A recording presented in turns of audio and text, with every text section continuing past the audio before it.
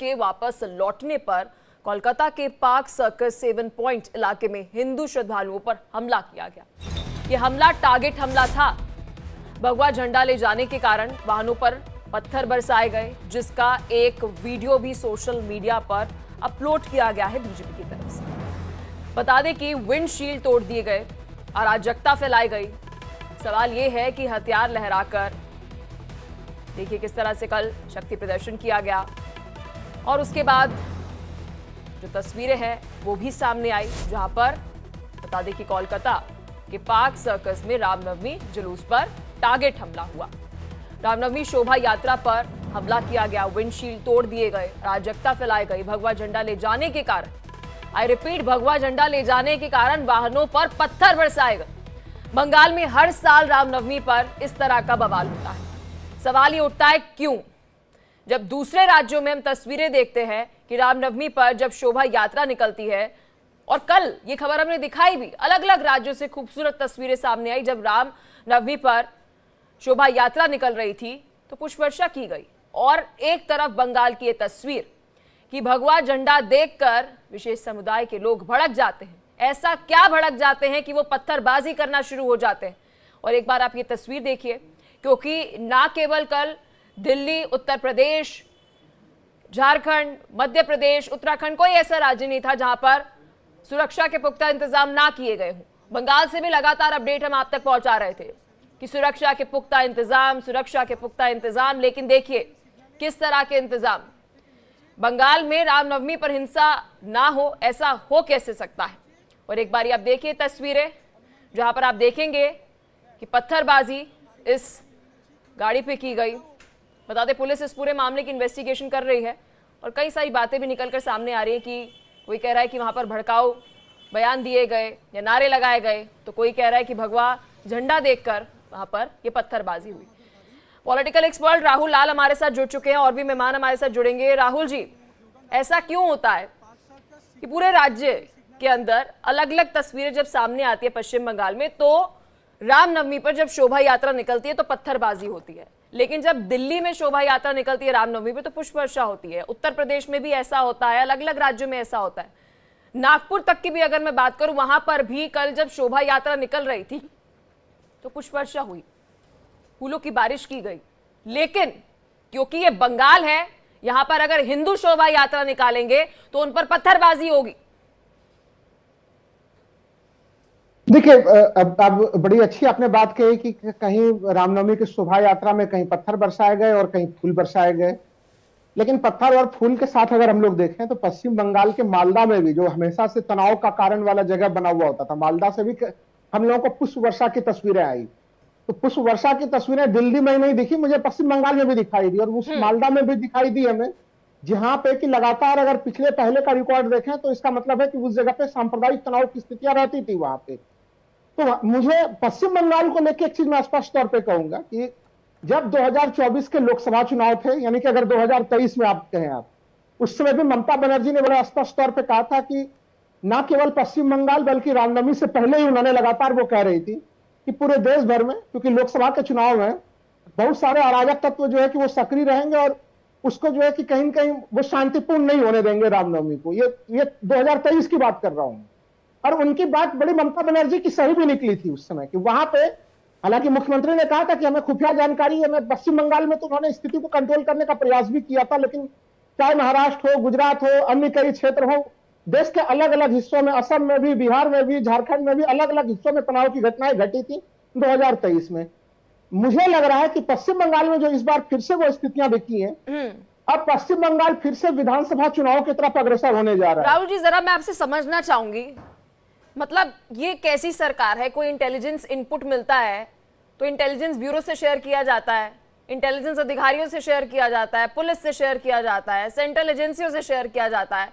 ममता बनर्जी संबोधन में शेयर कर देती हैं कि जी देखिए यहाँ पर दंगे होंगे जी, राइट्स हो जाएंगी जी, आपको प्रवोक करने की कोशिश की जाएगी, बट आप प्रवोक मत होना। मतलब ये इंटेलिजेंट इनपुट जो है वो जनता से शेयर किया जा रहा है। जरा आप इसे थोड़ा सा एक्सप्लेन करिएगा सर। पल्लव जी, आपने सही कहा कि इंटेलिजेंस इनपुट जो है कि वो अलग अलग एजेंसियों से शेयर होनी चाहिए, लेकिन क्या है कि अभी इस समय अगर केंद्र और राज्य सरकारों के बीच में अगर स्थितियां देखें, जो केंद्र सरकार ने एक स्थिति बनाई है कि वो जहां पे विपक्षी दलों की राज्य सरकारें हैं, वहां पे एक संवादहीनता की स्थिति बनी हुई है, जो बड़ी लोकतंत्र में खतरनाक स्थिति है। और उस स्थिति में फिर विपक्षी पार्टियों के पास ज्यादा ऑप्शन नहीं बचता है पलक जी, कि वो क्या करें। लेकिन फिर भी मैं एक चीज कह रहा हूं कि जहां पे जो भी राज्य सरकार में संवैधानिक पदों पे बैठे हुए हैं, लॉ एंड ऑर्डर राज्य सरकार का विषय वस्तु है। तो इसलिए ये कहीं न कहीं जो इस प्रकार की घटनाएं घटी है, वो लॉ एंड ऑर्डर का फेल्योर भी है। और इस फेल्योर को हम लोग को केवल पश्चिम बंगाल तक इसको नहीं देखना चाहिए, हमें देखना पड़ेगा कि आखिर ऐसी क्या स्थितियां बनी उत्तर प्रदेश में, जहां पे कि प्रयागराज में जो है कि लोग जो है कि अंततः जो है कि रामनवमी के शोभा यात्रा के लोग जो है वो किसी दरगाह के ऊपर ही जाके भगवा फहरा रहे थे। तो ये एक कंडीशन दिखाता है कि नेशनल स्तर पे कहीं कहीं एक सांप्रदायिक तनाव के रूप में प्रयोग करने के रूप में रामनवमी अच्छा, को मतलब एक टूल पश्चिम बनाया बंगाल जा में रहा है। हिंसा होगी तो इसकी सेंट्रल गवर्नमेंट की जवाबदेही है, ठीक है। संजय नहीं, राणा जी सेंट्रल बताइए गवर्नमेंट की जवाबदेही नहीं ये, होगी। ठीक है सर, ना, आपका ना, पलक जी। पर्सपेक्टिव मैंने ले लिया। आप बार बार नहीं, नेशनल स्तर perspective पर, यह है- सेंट्रल स्तर पर आपने एक बारी भी पश्चिम बंगाल सरकार का जिक्र ही नहीं किया, जबकि डिबेट मैंने- हमारी पश्चिम पलक बंगाल जी, को लेकर मैंने- हो रही है। कोई बात नहीं मैंने राहुल पलक जी। जी, मैंने संजय कहा राणा जी, पश्चिम ठीक बंगाल है को ठीक है लेकर सर, आपके पास क्या आऊंगी, और भी मेहमान हमारे साथ है। संजय राणा जी, ये क्या है जी, पश्चिम बंगाल में हिंसा हो जाती है, केंद्र सरकार क्या कर रही है, ये बताइए जरा सर लॉजिक।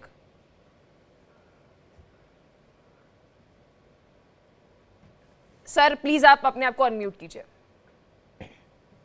सॉरी, मैं म्यूट पे था। Good morning Palak and good morning पे फेलो पैनल। देखिए, ऐसा है कि बड़ा दुर्भाग्यपूर्ण हो जाता है इस तरह के अगर वक्तव्य कोई विपक्षी पार्टी का नेता या कोई राजनीतिक विशेषज्ञ देता है। ये बताइए कि इंटेल आप अपने पास क्यों रखे हो? क्या हल होकर के बातचीत करने के लिए होता है? क्या इंटेल होता है, प्रोसीजर होता है, उसको फॉलो करना पड़ता है। प्रोसीजर के तहत आप डिटेल्स सेंटर को या एजेंसीज को शेयर करते हो। ऐसा नहीं होता कि हमारे आपके संबंध अच्छे हैं तो हम बताएंगे तो सुन लेंगे, नहीं बताएंगे तो नहीं सुनेंगे। तो प्रोसीजर को समझना जरूरी, नंबर 1। नंबर 2, ये बताइए, रामनवमी हो या कोई भी हिंदू धार्मिक यात्रा हो या कोई भी हिंदू धार्मिक पूजा हो, उसमें ही कोई इंटेल आता, उसमें ही कोई पत्थरबाजी होती है। कानपुर में वेस्टर्न रोड पे पत्थरबाजी हो गई है। ये बताइए, कोई अगर पत्थरबाजी हिंदू कर रहा होता है, हिंदू उपद्रवी कर रहे होते तो मुहर्रम में होना चाहिए, लेकिन हम हिंदू उपद्रवी तो कोई करता नहीं है, तो मुहर्रम में क्यों नहीं होते यार? ये बताइए कि दरगाह वाली जो चर्चा हमारे मित्र काबिल मित्र यहाँ पे कर रहे हैं, देखिए सोशल मीडिया पे आजकल एआई का जमाना, 2 मिनट में मैं राहुल लाल जी को कहीं ना कहीं फोटो लगा दूंगा, दंगाई बता दूंगा। दंगाई बताना किसी को बड़ी बात नहीं है, लेकिन वो सत्यता के द्वारा प्रमाणित है कि नहीं है, प्रमाणित फोटोग्राफ है कि नहीं, वो जानना जरूरी है। नंबर 3, देखिए कोई भी स्टेट, हम कहते हैं विपक्षी पार्टियों का स्टेट में ही ऐसा क्यों हो रहा है? ऐसा क्यों होता है कि एक विशेष समुदाय को ही प्रॉब्लम होता है? ऐसा क्यों होता है कि पत्थरबाजी होती है? ऐसा क्यों होता है कि फलाने दरगाह के सामने से, मस्जिद के सामने जाएंगे तभी दरगाह पत्थरबाजी होती? भाई जुलूस कहीं से भी जाए, किसी भी धर्म का जाए, किसी भी संप्रदाय का जाए, पत्थरबाजी कहां से हो जाती? पत्थर कहां से पहुंच जाते? पत्थर कोई ऐसा तो नहीं कि हमारे घर में आप आज अगर बोल देंगी पलक जी की पत्थर है तो मेरे घर में हो सकता है 2-4 ईंटे उटे मिल जाए, किसी काम से यूज हो रहे हैं, लेकिन पत्थरबाजी के लिए मुझे पत्थर मंगाने पड़ेंगे, पत्थर को इकट्ठा करना पड़ेगा। इस तरह की अगर पत्थरबाजी हो रही तो सुनियोजित है, प्रयोजित है और किसी विशेष तरह से किया गया कार्य है, और किसी एक विशेष वर्ग को क्यों प्रॉब्लम हो जाता है? नंबर 4, सरकारें क्या आंख मूंद करके सो रही हैं?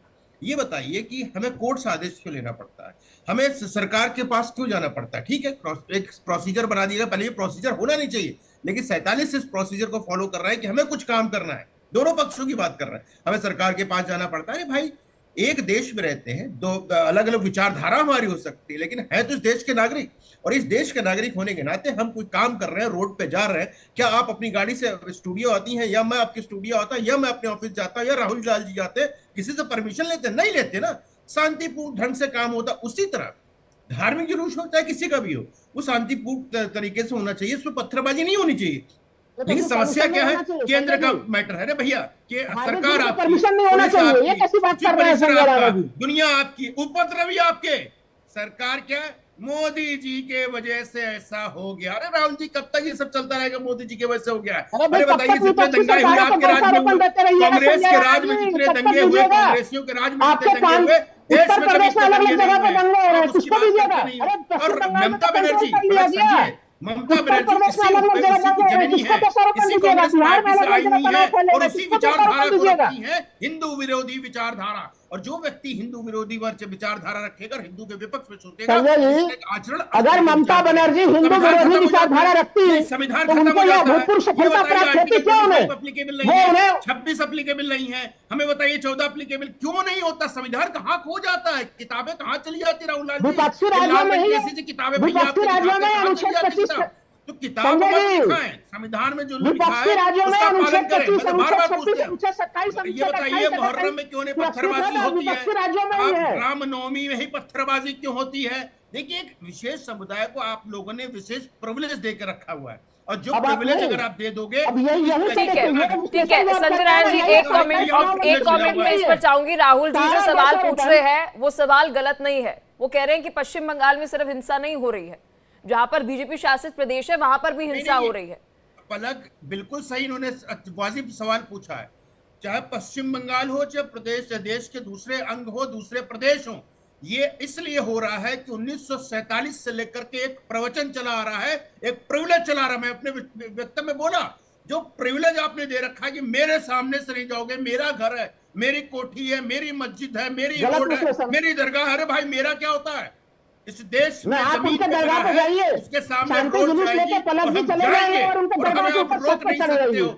ये आप तरीका मस्जिदों आपका को छत पे गलत है चढ़े मान्यवर। जाइए। कि कभी अगर आपने कहीं देखा पे है दंगा, आप बताइए एक हिंदू त्रिपाल दंगाई लगा का के नाम, होली मनाते हुए कब देखा आप है? एक बताइए आप हिंदू होली का दंगाई का समय और आप नाम नहीं मस्जिदों में बता त्रिपाल पाएंगे लगा राहुल लाल दीजिए। जी, लेकिन मैं आपको 1000 दंगाइयों के नाम बताऊंगा, टेररिस्ट ऑर्गेनाइजेशन बताऊंगा जो वर्ल्ड ओवर, भूल जाइए इंडिया में, वर्ल्ड ओवर दुनिया को यही परेशान कर है, रखा है। ये विश्लेषण जो है ना संजय जी, यही सांप्रदायिक कि विश्लेषण दंगाई आपका, तभी एक ये विशेष राजनीतिक समुदाय से विश्लेषण क्यों नहीं आते है। हैं? मस्जिदों में दंगाइयों कहां का से धर्म पत्थर नहीं आ होता, जाते हैं? आतंकवादियों का दरगाहों धर्म में नहीं कहां से होता। पत्थर आ जाते हैं? ये आतंकवादियों बताइए, का पत्थर दंगाइयों मारने का नहीं अरे जाते हैं। राहुल जी एक सेकंड, ठीक है सर, आपकी बात सर आंखों पर।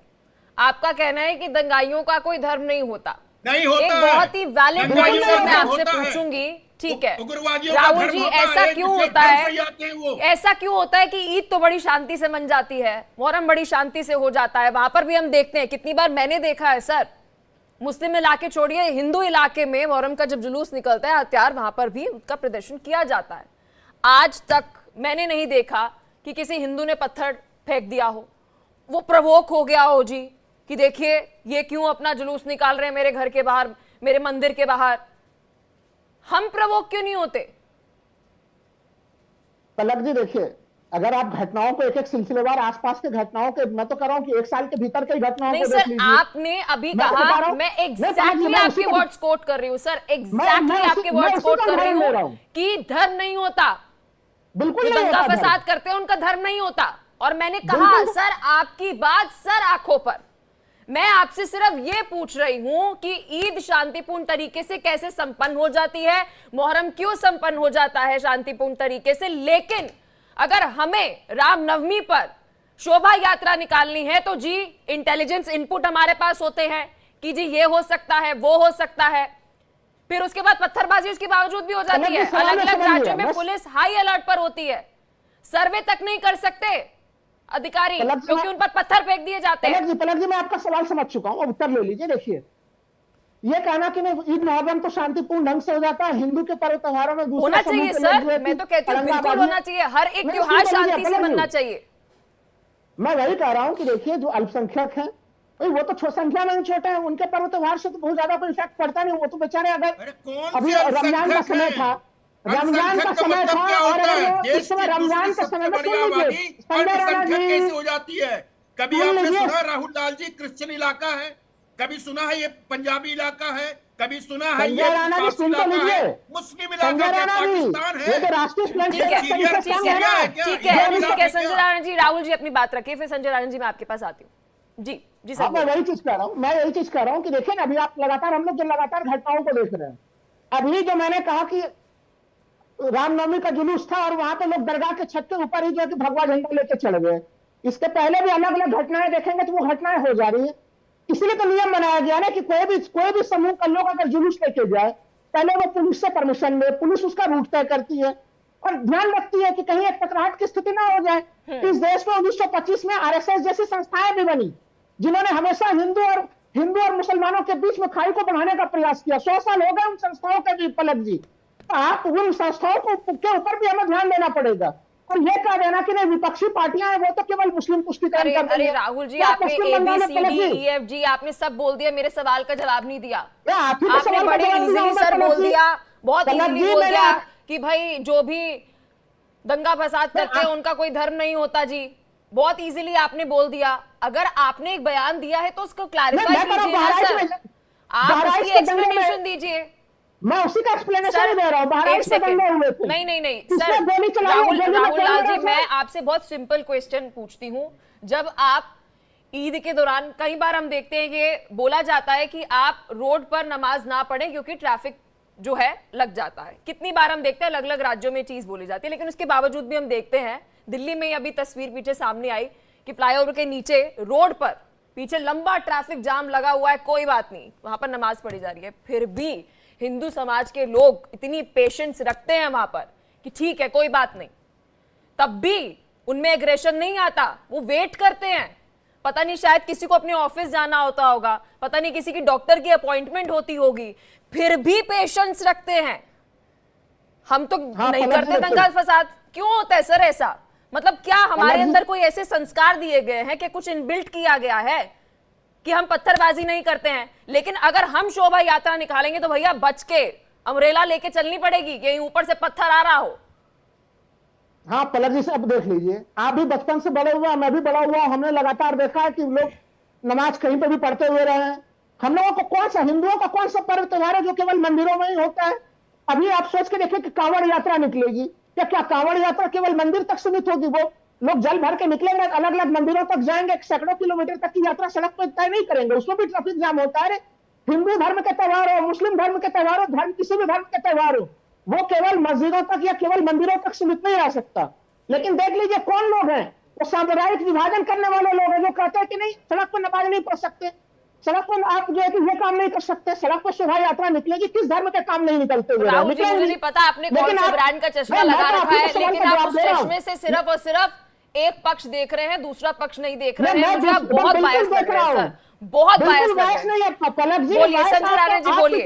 मैं 3 बार राहुल जी बहुत सीनियर है और अच्छा नहीं लगता बार बार एक सवाल रिपीट करना। 3 बार मैंने उनसे सवाल पूछा, उनके ही बयान पर कोट करते हुए मैंने सवाल पूछा, लेकिन वो जवाब नहीं दे पाए। उत्तर दे रहा हूँ, ये बताइए मिस्टर राणा, ठीक है मिस्टर राणा, मुहर्रम के दरमियान में, ठीक है राहुल जी ठीक है, राणा जी अपना कमेंट दीजिए। पलक जी, आपने एक सवाल पूछा और हम दोनों, जो हम राहुल भाई हमारे भाई ऐसे, हमारे मित्र ऐसे, हम दोनों ने चश्मा पहना है, लेकिन हमारा हिंदुस्तानी चश्मा, इनका अरबिया चश्मा है जिसमें हरा हरा चीज दिखता है। अब आते हैं मुख्य प्रश्न पर। आपने जो पूछा है, आपने पूछा कि बताइए हिंदू जब इनके त्योहार होते हैं तो पत्थरबाजी क्यों नहीं होती? देखिए ऐसा है, देखिए इनके त्योहार होते हैं तो पत्थरबाजी क्यों नहीं? देखिए हिंदू ने कभी भी किसी पे आक्रमण नहीं किया, नंबर 1। नंबर 2 बोलते हैं कि जो दंगाई होते हैं, उग्रवादी होते हैं, उनका कोई धर्म नहीं होता। बिल्कुल नहीं होता धर्म का, लेकिन सारे का नाम उस्मान और मोहम्मद ही क्यों होता है? वर्ल्ड उठा के देख लीजिए किताबों में लिखा है। अब आते सुन लीजिए, मैं चौथी चीज पे आता हूँ। देखिए ऐसा है कि इन्होंने बोला कि सांप्रदायिक धंधा हिंदू कराता है। ये बताइए 17, मैं छोटा सा एग्जांपल दे रहा हूँ क्योंकि बंगाल से रिलेटेड इसलिए बता रहा हूँ। 1946 में डायरेक्ट एक्शन डे 17 डे था रमजान का, जिसमें लाखों हिंदुओं को मार दिया गया था। वो क्या था? पीसफुल था क्या? और ये बताइए, आप बोलते हैं राहुल लाल जी आप बोल रहे हैं ना, आपकी बात दर्शकों को सुनाई पड़ रही है ना राणा जी की सुनाई पड़ रही है। नहीं सर, दोनों बोल रहे हैं ना, दोनों की आवाज ही सुनाई पड़ रही है। टीम से मैं रिक्वेस्ट करूंगी एक बार राहुल लाल जी को थोड़ा सा म्यूट कीजिए ताकि राणा जी की बात सुने, फिर राहुल लाल जी के पास आएंगे हम। जी बोलिए। अब आपने एक प्रश्न पूछा था कि नमाज रोड पे पढ़ सकते हैं और हम लोग पीसफुली बैठ के देखते चलो नमाज पढ़ ले। देखिए ऐसा है, हमारा वायलेशन है फंडामेंटल राइट का कि आप अपना पूजा पाठ करना तो अपने मस्जिदों में करिए। इन्होंने एक और गंदा एग्जांपल दिया कांवड़ियों का। ये बताइए कांवड़िया कहां पर रोड पर बैठ करके नमाज पढ़ते हैं? रोड पर बैठ के जाम कर देते हैं, रोड पर बैठ के सारा ट्रैफिक रोक देते हैं। दुनिया में उठा के देख लीजिए, कहीं नहीं मिलेगा। कांवड़िया एक जगह से पानी उठाते, गंगा जल उठाते और मंदिर तक चल के जाते हैं। तो कांवड़ से तुलना नमाज की ना करिएगा। चौथा, देखिए ये बताइए कि बार बार ये बोल रहे हैं कि ये अल्पसंख्यक है। भैया कहां का अल्पसंख्यक है? देश की दूसरी सबसे बड़ी आबादी, तकरीबन 40 करोड़ की आबादी होने वाली है। अगर सेंसस हो जाए, अल्पसंख्यक है, अल्पसंख्यक पारसी है, अल्पसंख्यक सिख है, अल्पसंख्यक क्रिश्चियन है। वो तो कहीं किसी जगह दंगा नहीं कर रहे, पूजा पाठ कर रहे, शांतिपूर्वक अपने घर में रह रहे। और 5वीं बहुत बड़ा महत्वपूर्ण है, ये बताइए पलक जी, बार बार पूछता हूं, पत्थर कहां से आ जाते हैं? ये सुनियोजित होता है हर चीज, चाहे वो उत्तर प्रदेश हो, चाहे प्रदेश देश का दूसरा प्रदेश हो। इनकी एक मानसिकता है, इस मानसिकता को बदल नहीं सकते, क्योंकि मैं बार बार बोलता हूं 75 साल से अगर किसी को वीआईपी बना के रखोगे तो वीआईपी बन जाता है, वो अपने आप को सरमोर समझने लगता है और संविधान से ऊपर समझता है। बताइए संविधान सबके लिए लागू है, मैं हूं, आप हूं या कोई भी हो, तो ये बताइए संविधान इन पे क्यों नहीं एप्लीकेबल होता है? ये बार बार ये बोल रहे हैं। मैं तो इतने एग्जाम्पल दे सकता हूं कि राहुल लाल साहब के पास काउंटर नहीं होगा उसको करने के लिए। भाई आप ऐसा क्यों कर रहे हो? उत्तर प्रदेश का वेस्टर्न रोड में बता रहा हूँ, कानपुर में कल जुलूस निकल रही थी, वेस्टर्न रोड हिंदू मुस्लिम दोनों इलाका है, वहां पे इन्होंने पत्थरबाजी कर दी। अरे पत्थर कहां से आते हैं और आप पत्थरबाजी करते क्यों?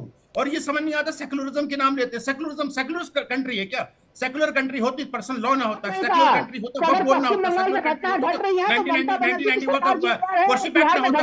अरे भाई आप सुनो, सेकुलर कंट्री हमारी है ही नहीं, हमारे संविधान में सेकुलर शब्द था नहीं, उसको जोड़ने वाली कांग्रेस है। आपने देश का विभाजन करने से कभी भी कोई गुरेज नहीं किया। देश का विभाजन कांग्रेस ने किया है। एक विशेष समुदाय को आप आगे बढ़ाने की कोशिश किए, हिंदू को निम्न दर्जे का नागरिक बनाने की कोशिश किए। बताइए हमें अपने देश में पूजा करने के लिए अदालत जाना पड़ता है, हमें अपने देश में पालन करने के लिए अदालत जाना पड़ता है। भैया क्यों राहुल लाल जी, आप बताइए क्यों? आप सुन लीजिए, पूछ रहा हूं आपसे, बताइए क्यों? ये बताइए मुहर्रम का जुलूस निकलता है, मुहर्रम के जुलूस में सबसे ज्यादा खून खराबा होता है, लेकिन बताइए कभी भी किसी हिंदू ने पत्थर मारा है? कभी किसी हिंदू ने हमारी सभ्यता में पत्थरबाजी नहीं है, समुदाय की सभ्यता में पत्थरबाजी है, पत्थर फेंकना सिखाया जाता है, और ये उनका एक जीने का तरीका है। जीने के तरीके में अंतर होना चाहिए। राहुल लाल साहब आप मोदी जी पे टारगेट कीजिए, लेकिन हिंदुओं के विरुद्ध मत जाइए।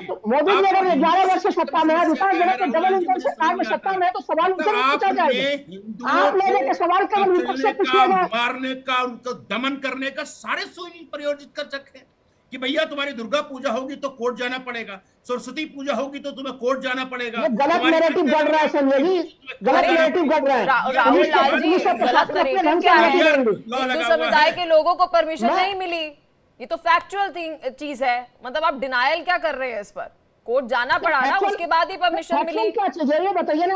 अरे सर उसके बाद चाहे टर्म्स एंड कंडीशन के साथ परमिशन मिली सर, चाहे मैं कहती हूँ टर्म्स एंड कंडीशन के बाद परमिशन मिली सर, ये तो फैक्चुअल चीज है ना सर। मुहर्रम में सरकार परमिशन नहीं देगी, पूछिए इनसे। ठीक है संजय राणा जी, एक सेकंड सर, समय कम है। राहुल लाल जी इस पर मैं जवाब चाहूंगी आपसे, आप डिनाई कैसे कर रहे हैं सर ये कि कोर्ट जाना पड़ रहा है? गलत बोल रहे हैं संजय राणा जी। पश्चिम बंगाल में सर खबर है ये कोर्ट जाना पड़ा हिंदू समुदाय को, फिर जाके टर्म्स एंड कंडीशन के साथ उनको परमिशन मिली कि जी आप शोभा यात्रा निकाल सकते हैं। हाँ तो ये बताइए ना कि अगर वो टर्म एंड कंडीशन और कौन से राज्य में जाना पड़ा? अच्छा चलिए छोड़िए, और कौन से राज्य में जाना पड़ा? नहीं पलक जी आप देखिए 1 to 1 जवाब लीजिए। अगर आपने पश्चिम बंगाल को लेकर कहा बोलिए सर, कोर्ट से अनुमति लेनी पड़ी है, तो मैं कह रहा हूँ कोर्ट ने कैसे अनुमति दी? कोर्ट ने संख्या फिक्स की, ये लोग संख्या फिक्स करने के लिए तैयार नहीं थे। कोर्ट ने कहा 500 लोगों से ज्यादा नहीं होंगे, हथियार नहीं होंगे, और ये लोग चाह रहे थे कि पूरी भीड़ उमड़ के वहां पे भारतीय जनता पार्टी के दूसरे राज्यों से आए हुए कार्यकर्ता वहां पे माहौल खराब करें, इसलिए पुलिस अनुमति नहीं दे रही थी। पुलिस टर्म एंड कंडीशन के साथ अनुमति देना चाह रही थी। उसको देखिए संजय राणा जी, और आप कितना गलत रूप में अलग ढंग से प्रस्तुत कर रही हैं उसको। नहीं ये बताइए 500 आदमी ही क्यों रुकेंगे? हम अपनी रथ यात्रा, अपनी शोभा यात्रा में 500 लोगों को क्यों लेके जाएंगे? आपकी सरकार सेंट्रल गवर्नमेंट से अतिरिक्त आप फोर्स में डाल देते ना। अगर पुलिस कह रही है, अरे एक सेकंड राहुल लाल जी, आपकी बात एक बार फिर मान लेते हैं सर, आपकी बात एक बार फिर मान लेते हैं। एक बहुत छोटा सा एग्जांपल देती हूँ मैं आपको। प्रयागराज में महाकुंभ हुआ। अब लाजमी सी बात है यूपी पुलिस के पास इतनी फोर्स तो नहीं होगी, तो उन्होंने बकायदा बताया कितनी फोर्स हमें चाहिए, सेंट्रल गवर्नमेंट को दिया इनपुट कि हाँ देखिए इतनी फोर्स हमें चाहिए, आपकी इतनी हेल्प चाहिए। और कितने राज्यों में हम देखते हैं जहां पर बीजेपी की सेंट्रल की सरकार नहीं भी होती है तो सेंट्रल गवर्नमेंट से अतिरिक्त फोर्स ली जाती है।